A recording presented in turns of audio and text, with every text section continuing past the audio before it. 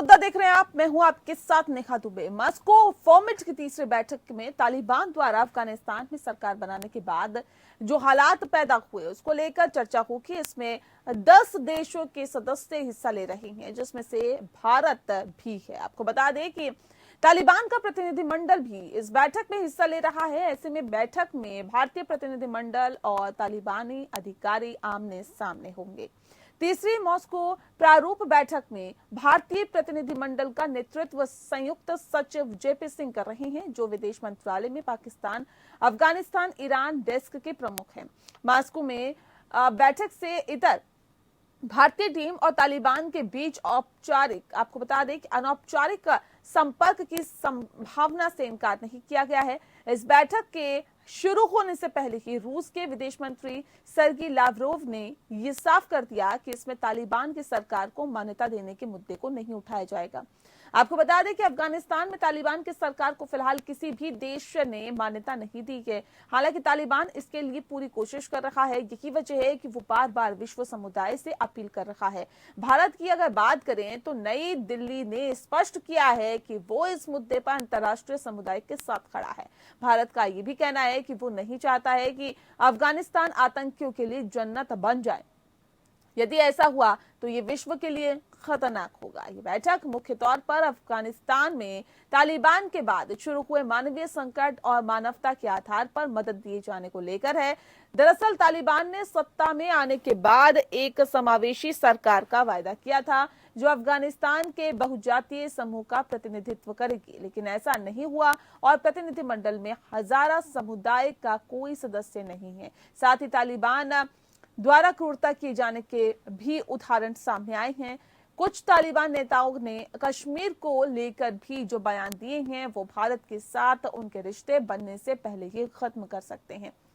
उधर Moscow format की बैठक से एक दिन पहले पाकिस्तान के प्रधानमंत्री इमरान खान ने विश्व बिरादरी से अपील की थी कि विदेश में जमा अफगानिस्तान सेंट्रल बैंक के पैसे को रिलीज किया जाना चाहिए। आपको बता दें कि चीन और पाकिस्तान आगे बढ़कर तालिबान की मदद कर रहे हैं, जबकि आतंकवाद और मानवीय मूल्यों को लेकर तालिबान का रवैया अभी साफ नहीं है। देखा जाए तो अफगानिस्तान में तालिबानी हुकूमत के वापस आने के बाद नजारा एक बार फिर से वही दिख रहा है जैसा वर्षों पहले दिखता था। दिसंबर 1999 में जब इंडियन एयरलाइंस के विमान IC 814 को हाईजैक कर कंधार एयरपोर्ट पर ले जाया गया था, उस वक्त जो नजारा था वैसा ही दृश्य एक बार फिर से आंखों के सामने है। तब तालिबान के लोग काबुल की सड़कों पर रॉकेट लॉन्चर के साथ खुली जीप में घूम रहे थे और अभी भी कुछ ऐसा ही नजारा अफगानिस्तान से मिल रही तस्वीरों और वीडियो में देखने को मिल रहा है। ऐसे में ये कहना जल्दबाजी ही होगी कि मौजूदा तालिबानी 20 साल पुराने तालिबान से बदला हुआ है।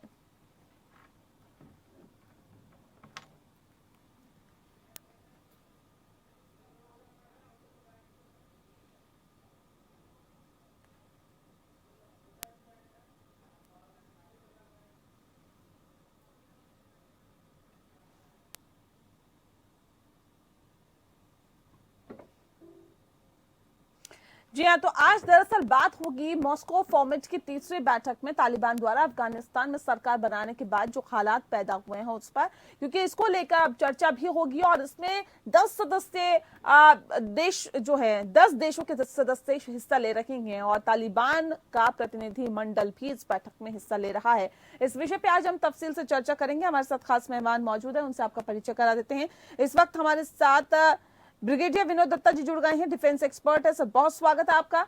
साथ ही हमारे साथ जितेंद्र कुमार ओझा जी जुड़े हैं जो कि जियो पॉलिटिकल एक्सपर्ट है सर, आपका भी बहुत स्वागत है। पुंचुक स्टॉपडन जी हमारे साथ जुड़े हैं जो कि एक्स डिप्लोमेट है सर, आपका भी बहुत स्वागत है। सबसे पहला सवाल मेरा यहाँ पर आपसे है जितेंद्र कुमार ओझा जी, सवाल इस बात को लेकर कि जिस बात का जिक्र लगातार हम कर रहे हैं कि मॉस्को फॉर्मेट की जो तीसरी बैठक है इसके अंदर अफगानिस्तान यानी कि तालिबान और भारत का प्रतिनिधिमंडल आमने सामने होगा, ये किस तरह की स्थिति होगी सर और इसे कैसे देखते हैं और ये कितना महत्वपूर्ण है? देखिए, भारत की तरफ से जो प्रतिनिधित्व है वो संयुक्त सचिव के स्तर पे है, तो बहुत ऊंचे स्तर पर यह प्रतिनिधित्व नहीं है। लेकिन मैं मानता हूं कि भारत इस क्षेत्र में, दुनिया को भी मानना चाहिए कि भारत इस क्षेत्र में सबसे अफगानिस्तान में हमारे कई इंटरेस्ट। देखिए, रेडिकलिज्म इस क्षेत्र में कहीं पर भी बढ़ेगी, भारत पे असर पड़ेगा और भारत की जिम्मेदारी से उसका असर पड़ेगा। भारत के बहुत सारे इन्वेस्टमेंट हैं। ये सही है कि चीन और अमेरिका के मुकाबले हमें नहीं है कि बहुत ज्यादा कर सके, लेकिन फिर भी भारत का एक बहुत महत्वपूर्ण योगदान होगा। और मैं सोचता हूँ कि हमें सिर्फ इस नजरिए से नहीं देखना है कि आप आतंकवाद नहीं बढ़ाएं या माइनॉरिटीज की रक्षा करें। हमें ये भी उनके ऊपर दबाव डालने की जरूरत है कि आपके यहाँ एक इंक्लूसिव गवर्नमेंट बने, एक रूल बेस्ड लॉ लाने की कोशिश करें।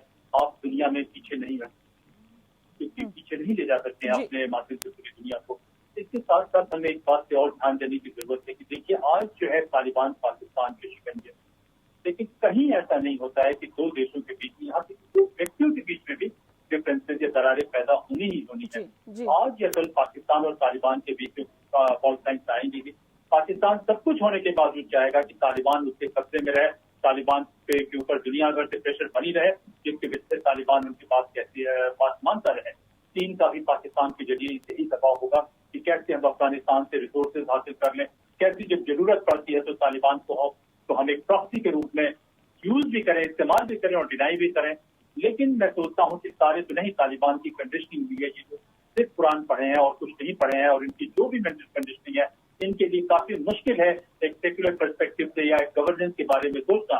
लेकिन उसके बावजूद कहीं न कहीं कुछ न कुछ दरारें पैदा होंगी, और इसलिए ये जरूरी है कि भारत का किसी भी लेवल पे ये जो इंटरफेस है या जो इंटरेक्शन है वो चलना चाहिए। मैंने तो डिप्लोमेसी पढ़ा है, सोपन साहब है जो डिप्लोमेसी बहुत प्रैक्टिस किए हैं, थोड़ा बहुत मैंने भी प्रैक्टिस किया है, और इसका पहला तरीका ये होता है कि जहां आप प्रत्यक्ष रूप से बात नहीं कर सकते, वहां भी परोक्ष रूप से आपका शत्रु, उससे भी कहीं न कहीं कॉन्टैक्ट बना के रखने की जरूरत है। मैं सोचता हूं कि भारत की मौजूदगी बहुत एक अच्छी बात है, और इस मौजूदगी में हमें ज्यादा से ज्यादा मानसिक दबाव जो हो सकता है उनसे बढ़ाने की जरूरत है। और देखिए कि उसके बाद बात आगे कहाँ जाती है, और तालिबान को भी भारत की जरूरत होगी। तालिबान भी इस बात से पूरी तरीके से अवगत होगा कि कई मुद्दों पे पाकिस्तान और चीन से उसके डिफरेंसेस होंगे, कई मुद्दों पे अमेरिका यहाँ दिलचस्पी नहीं लेना चाहेगा, और कहीं न कहीं उसको भी भारत की आवश्यकता होगी। लेकिन इस सब कुछ होने के बावजूद कभी भी निकट भविष्य में जो भी क्यों ना हो, भारत को तो ये रिप्रेजेंटेशन का लेवल जो है, जो प्रतिनिधित्व का स्तर है, ज्यादा ऊंचा करने की जरूरत नहीं है। गिव एंड टेक होता है। हमें देखना है कि तालिबान क्या हमें दे सकता है जिससे इस क्षेत्र में भारत के हितों की रक्षा होती है। बिल्कुल, अपने हित यहाँ पर देखने चाहिए। बिल्कुल सही बात आपने कही है, लेकिन मानसिक तौर पर दबाव बनाने की भी जरूरत है, जिस बात का जिक्र आपने किया। दत्ता साहब, मैं आपसे समझना चाहूंगी, ये मानसिक तौर पर दबाव बनाने की जरूरत आप कितनी समझते हैं? क्योंकि जो हालात फिलहाल हमने देखे, इससे पहले की अगर हम बात करें तो तालिबान के कुछ नेताओं ने कश्मीर पर भी विवादित बयान दिए थे। हालांकि उसके बाद वो यू टर्न ले लेते हैं, तमाम अलग अलग दलीलें दी जाती है, लेकिन उसके बावजूद भी ये इस बात को नकारा नहीं जा सकता कि कश्मीर को लेकर उनकी जो नीति है, जो नीयत है, वो साफ नहीं है। ऐसे में मानसिक दबाव बनाना, जिस बात का जिक्र अभी ओझा साहब कर रहे थे, आप कितना इत्तेफाक रखते हैं कि इस बैठक में बनाया जा सकता है? देखिए नेहा, ओझा साहब ने बड़े तफसील से और बड़े विस्तार से ये बताया, और काफी अच्छी पकड़ रखते हैं वो इंटरनेशनल अफेयर्स में। प्रेशर तो बनाना पड़ेगा तालिबान सरकार पे कि देखिए, क्योंकि कश्मीर पे जिस तरह के वक्तव्य या स्टेटमेंट उन्होंने जो दिए थे, वो पाकिस्तान की जो ISI है उसके दबाव में दिए थे। क्योंकि आपने देखा होगा कि जो वहाँ की हुकूमत जो काबिज है वहाँ पे, उसमें ISI का बहुत बड़ा रोल रहा है। ISI के जो सरबराह है जनरल फैज साहब, वो वहाँ काफी दिन रहे, और काफी उन्होंने मीडिएशन भी किया कि एक पुरअमन तरीके से वहाँ सरकार काबिज हो जाए, लेकिन वो उसमें विफल रहे। और जिस तरह के सूरत हाल हैं, देखिए कश्मीर का मुद्दा, क्योंकि पाकिस्तान में 3 चीजों का होना बहुत जरूरी है। पहली बात, वहाँ जो 3 जिसे ट्रोयका कहते हैं पाकिस्तान में, वो है पाकिस्तानी सेना, कश्मीर इशू और जो इस्लाम कार्ड है। इस्लाम कार्ड तो अब थोड़ा सा पीछे रह गया है, लेकिन कश्मीर मुद्दा जो है वो हमेशा पाकिस्तान चाहता है कि वो एक पॉट बॉयलर की तरह हमेशा उबलता रहे। तो ये जो ब्रेन चाइल्ड है वो पाकिस्तान की ISI या पाकिस्तान की सेना या पाकिस्तान की हुकूमत ने उनके दिमाग में डाला है, क्योंकि पर से अफगानिस्तान नहीं चाहता कि वो अपने पैर इतने पसार ले कि वो कश्मीर में भी अपनी प्रेजेंस दर्ज करे। ये तो पाकिस्तान में इसको जो गार्निश करके जो पेश कर रहा है, या वो जिस तरह के अभी वारदात आपने पिछले 15-20 दिनों में देखे, जिस तरह के अटैक्स हो रहे हैं, ये पूरा प्रायोजित प्रोग्राम है, क्योंकि वो ये नहीं चाहता पाकिस्तान के कश्मीर में कोई डेवलपमेंट हो। कश्मीर में जो प्रवासी मजदूर हैं, करीब 1 लाख के करीब मजदूर हैं, वो वहां से चले जाएं, हालांकि आवाम नहीं चाहती।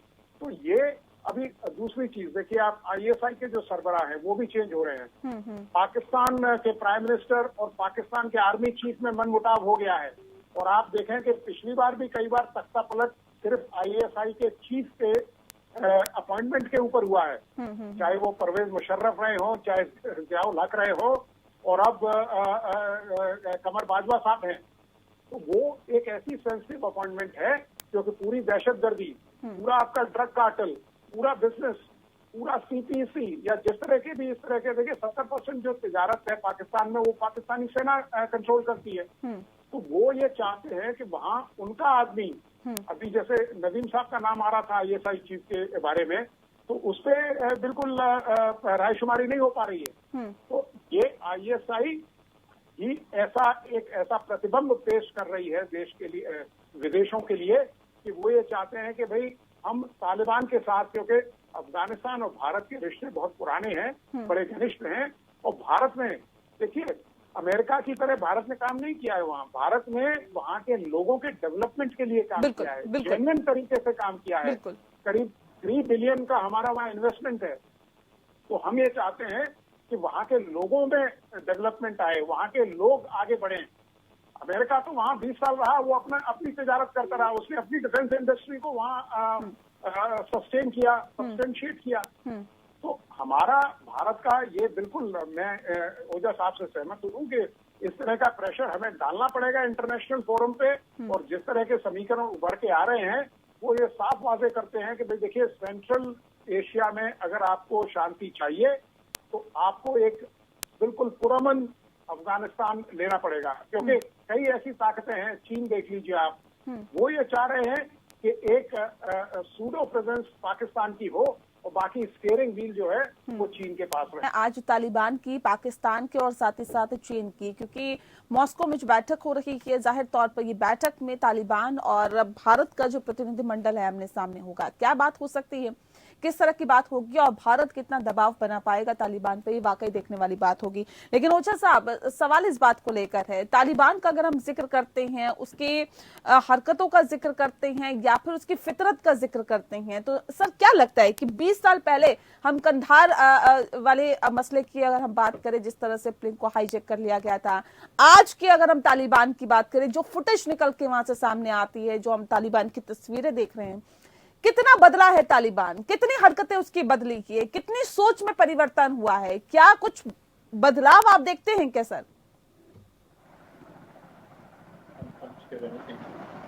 ओझा ji, I can't share anything. चलिए एक बार फिर से आपसे कनेक्ट करने की कोशिश करते हैं। विनोद दत्ता जी, आपसे ये सवाल है मेरा, इसका जवाब दीजिए।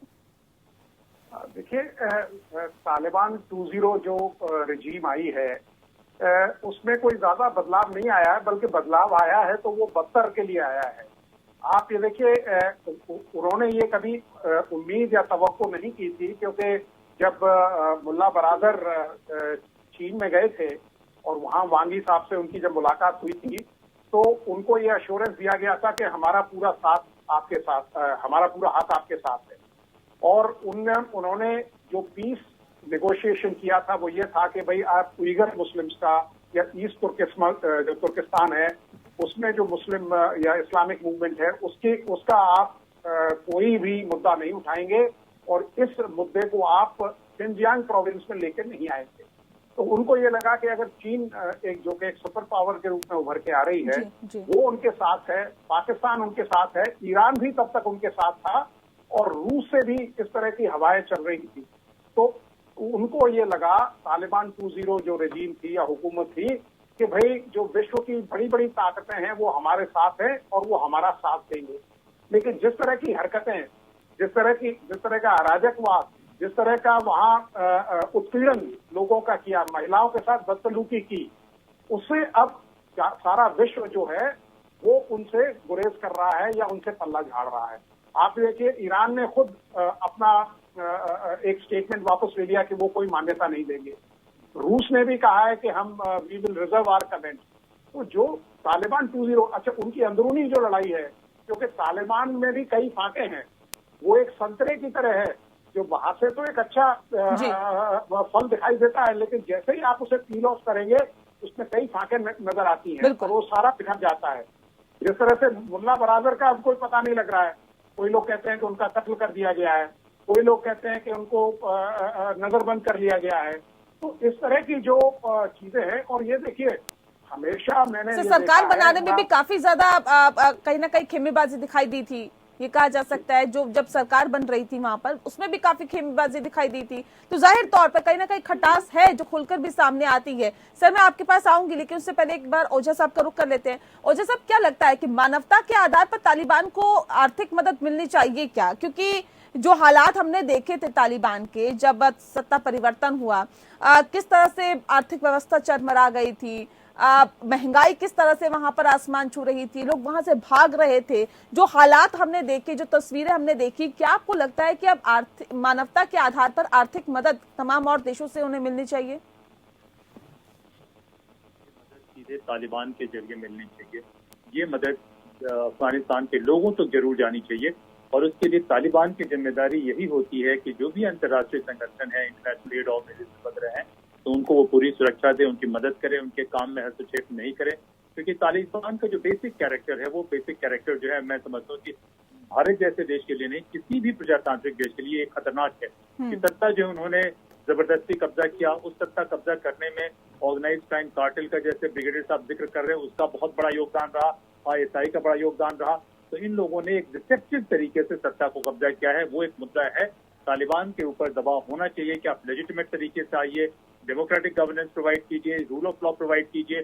आप किसी के एजेंट बन के जो है वहाँ के लोगों का शोषण नहीं कर सकते, क्योंकि जनता तो वहाँ पे दुखी है, प्रताड़ित है। और देखिए कि जिस तरीके से एयरपोर्ट पे लोग भागने की कोशिश कर रहे थे, हवाई जहाज के पंखों पे बैठ के भागने की कोशिश कर रहे थे, ये सामान्य बात नहीं है। तो मैं नहीं समझता कि तालिबान को मदद मिलनी चाहिए। तालिबान को कहना चाहिए कि आप लेजिटिमेसी हासिल करने के लिए जो काम आपको करना चाहिए था वो आप ठीक से नहीं कर रहे हैं। देखिए जो सुसाइड बॉम्बर है, उन्होंने कहा कि उनके परिवारों को वो जमीन देंगे, तो ये फिर सुसाइड बॉम्बिंग और टेररिज्म को फिर बढ़ावा दे रहे हैं। और जब तक पाकिस्तानी ISI का दबाव तालिबान के ऊपर बना हुआ है, मैं नहीं समझता कि तालिबान के मूल कैरेक्टर में या उसमें बदलाव आएगा। हमें ध्यान ये देना है कि जनता को जरूर मदद मिले और तालिबान के बेसिक कैरेक्टर में परिवर्तन हो।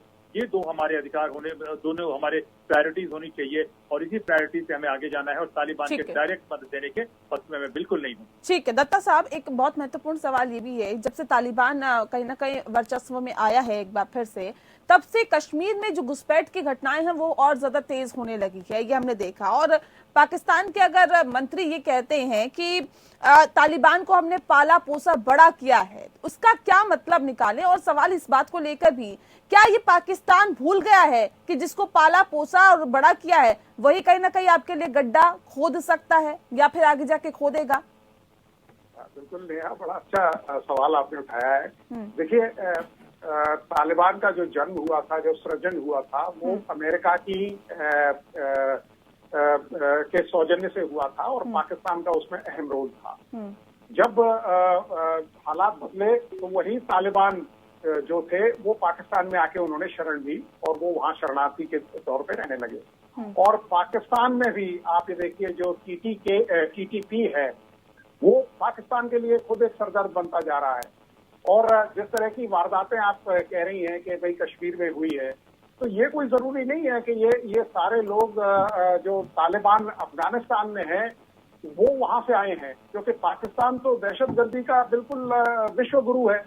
और वो ये देखिए उनके यहाँ क्या होता है, उनके यहाँ लोग जाते हैं जेल, जैसे कोट लखपत जेल हो गई या कोई और इस बड़ी जेल हो गई, वहाँ जो सजा याफ्ता लोग होते हैं उनको ड्रग्स पे रखते हैं, उनके घर कुछ पैसा दे देते हैं, कुछ इमदाद दे देते हैं, उनको बोल देते हैं आप कश्मीर में चले जाइए और वहाँ कोई वारदात अंजाम करिए। और इस तरह की जो चीजें हैं वो ये ध्यान बटाना चाहता है दुनिया का कि भाई पाकिस्तान का इसमें दहशतगर्दी में कोई रोल नहीं है। ये जो तालिबान सरकार जो आई है, हुकूमत आई है, वो भी ये चाहते हैं कि कश्मीर में ये मुद्दा गर्म रहे, लेकिन ऐसा नहीं है। आप हाल ही में देखिए, क्योंकि इस तरह की जो इंसर्जेंस की जो लॉन्चिंग होती है जी, जी, वो इन दिनों अक्सर रहती है, क्योंकि आप देखिए दर्रे कुछ तो बंद हो चुके हैं या कुछ बंद हो जाएंगे आने वाले दिनों में। तो आप ये देखिए, ये जो इन्फिल्ट्रेशन की वारदातें हैं वो जम्मू रीजन की तरफ ज्यादा हो रही है, रजौरी पुंछ में। पिछली बार भी आपने देखा होगा कुछ साल पहले हिल काका का ऑपरेशन हुआ था। जी। तो ये जो भारतीय सेना है, हाँ, हाँ। उसने अपना जो बॉर्डर सीलिंग है या जो इंसर्जेंसी ग्रिड है उसको बहुत अच्छा सुदृढ़ कर रखा है।